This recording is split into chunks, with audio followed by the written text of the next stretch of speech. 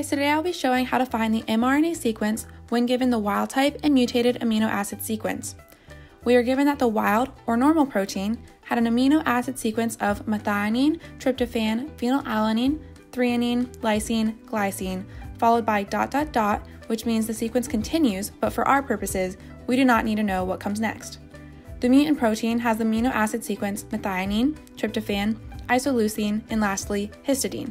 As histidine is the last amino acid in the protein, this means that a stop codon must follow the histidine codon, and you will see that I've inserted a stop into the table. Now to find where and what mutation occurred, it is easiest for me to make a chart and use the coding dictionary to list out what possible codons could make up the mRNA that coded for each protein. I've color-coded the amino acids with their respective possibilities to make this easier.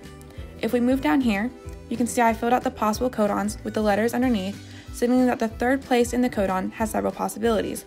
For example, glycine could be GGU, GGC, GGA, or GGG. Now you can see where the difference occurs between the two sequences. Both start with AUG, UGG, but where the wild type has a UUU, the mutant has an AUU. If you look further down the sequences, you can try to line up the rest of the sequence. If there was a deletion, then the mutant sequence should be one base ahead of the wild type. If there was an insertion, the wild type should be ahead of the mutant by one base. This is called a frame shift mutation because it shifts the reading frame. The first two U's in the wild type's phenylalanine can line up with isoleucine's second and third base. The next base in the mutant is a C, so the third codon for phenylalanine in the wild type must be a C.